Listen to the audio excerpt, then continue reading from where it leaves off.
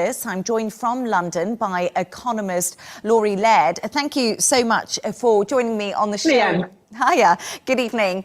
Wow, okay, so let's get into this. The US has slapped these punitive tariffs on India over its purchases of discounted Russian oil. But how damaging is this for the world's fastest growing large economy?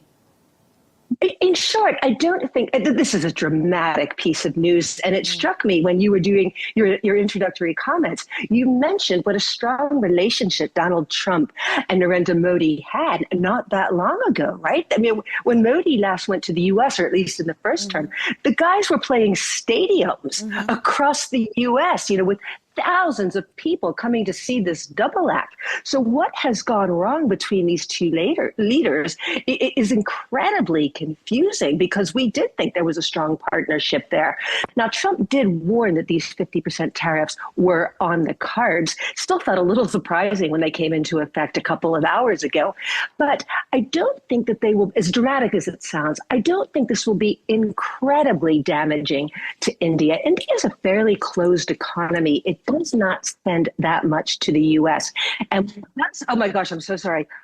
What it does then to the U.S., pharmaceuticals, that and jewelry, that is being cut out. That's being carved out because the pharmaceutical situation in the U.S. is so very expensive. So about 45% of Indian exports will not be tariffed. Only about 2% of India's exports go to the U.S. So there will be some areas of the economy, apparel, footwear, that will hurt. But on terms of top line growth, the economists seem to think that there'll be less than a 1% hit in GDP growth, which is growing at about 7% a year. So it will be painful in pockets, but not over the top line. And despite the US slapping on these higher tariffs, like we were just talking about, and the fact that the US and India have always been close allies, India just continued to buy Russian crude. Why has New Delhi taken this almost strong stance on not listening to the US? This is what I can't get my head around. I haven't found an economist who can get their head around this, because India isn't the only economy buying discounted Russian oil. Now, India is profiting to a certain extent. It's buying this cut price crude oil, putting it through its many refineries on Indian soil, and then distributing that domestically and selling it abroad. But India isn't, China is taking a lot of discounted Russian oil.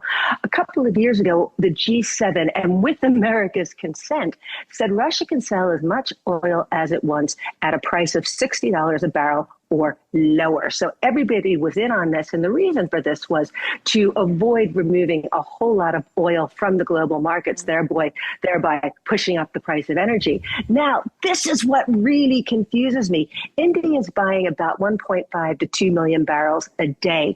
If India goes and seeks that oil elsewhere, and Russian oil at this point is not discounted by all that much, given the market price of crude, because crude prices have come down so much. But were that Indian demand to go somewhere else, we're going to see oil prices skyrocket, which is exactly what Donald Trump said he does not want. So the logic behind this move, particularly when other jurisdictions are buying this Russian oil, makes absolutely no sense to me. And also, let's just put it into context. The US is India's biggest trading partner, and a New Delhi-based think tank has predicted thousands of jobs are at risk as India's exports to the US are set to decline. So do you think closer ties with China and other BRICS countries like Russia will really help India and soften the blow to its economy?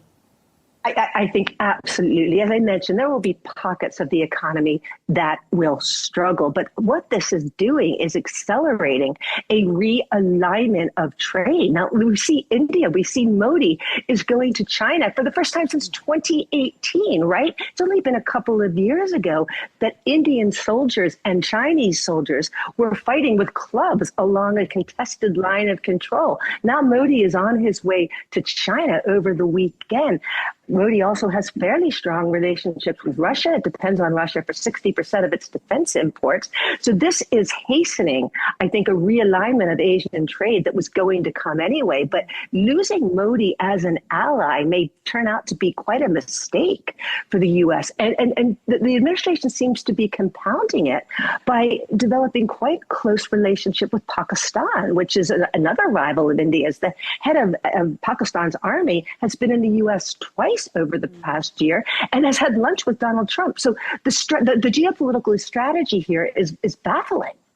Yeah, absolutely. And US trade negotiators actually called off a planned trip to New Delhi this week. You just mentioned Modi will be going to China. But my big question here is, what does this mean for America's access to the Asian markets? Because really, India was always key to that for the US.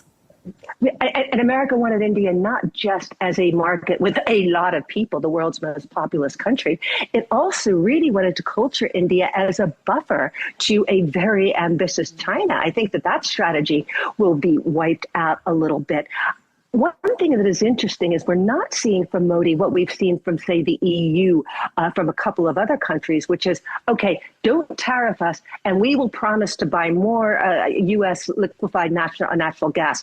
We'll throw in some defense spending there. Modi is not playing that game at all. Now, it's a weird game when countries do this. The EU has promised to buy a whole bunch of LNG.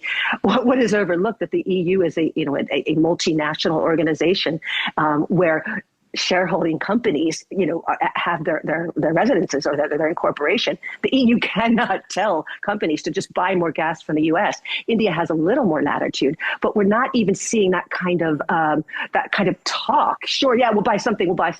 Just exempt us. Modi seems perfectly comfortable in saying, okay, we're going to develop our Indian manufacturing industry more. We're going to really enhance these links with other Asian countries.